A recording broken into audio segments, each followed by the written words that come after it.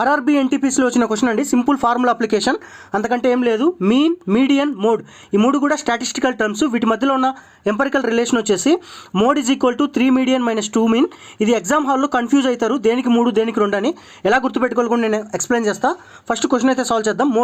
Mean ఇచ్చాడు, mode ఇచ్చాడు. వాడు ఏమడుగుతున్నాడు? మీడియన్ అప్ టు 1 డెసిమల్ అడుగుతున్నాడు. చూద్దాం ఎంత ఇచ్చాడు. మోడ్ వచ్చేసి 61.6 ఇచ్చాడు.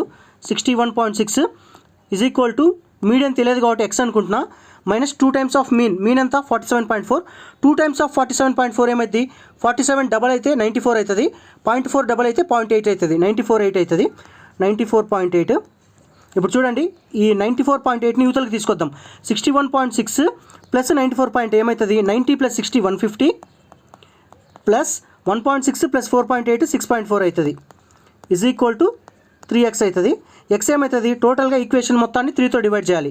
దీన్ని 3తో డివైడ్ చేస్తే 50 అవుతుంది. అన్ని 50 పైనే ఉన్నాయి. నెక్స్ట్ 6.4ని 3తో డివైడ్ చేస్తే 2.1 వస్తుంది. ఆన్సర్ వచ్చేసి 52.1. ఎగ్జామ్ హాల్లో మీరు ఎలా రికాల్ చేస్తారంటే చూడండి, జాగ్రత్త వినండి.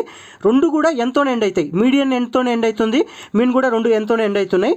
ఇంకా మిగతా లెఫ్ట్ ఓవర్ది మోడ్ అనమాట. ఎగ్జామ్లో కన్ఫ్యూజన్ అవుతారు, అందుకని చెప్పి ఇది గుర్తుపెట్టుకోండి. మీడియన్లో టోటల్ నెంబర్ ఆఫ్ లెటర్స్ 6 ఉన్నాయి. 6లో సగం 3. మీన్లో టోటల్ నెంబర్ ఆఫ్ లెటర్స్ 4 ఉన్నాయి. 4లో సగం 2. 3 ఉంది, 2 ఉంది, ఒకటి ఎక్కడ ఉంది? ఒకటి మైనస్ రూపంలో పండుకొని ఉంది. ఓకేనా? సింపుల్గా అండి, ఈ ఫార్ములా తెలిస్తే అయిపోద్ది అంతే. Mode is equal to 3 median minus 2 mean. Exam ప్రెజర్లో ఫార్ములా కన్ఫ్యూజన్ అవుతారు, అందుకని చెప్పి చిన్న కోడ్ గుర్తుపెట్టుకోండి.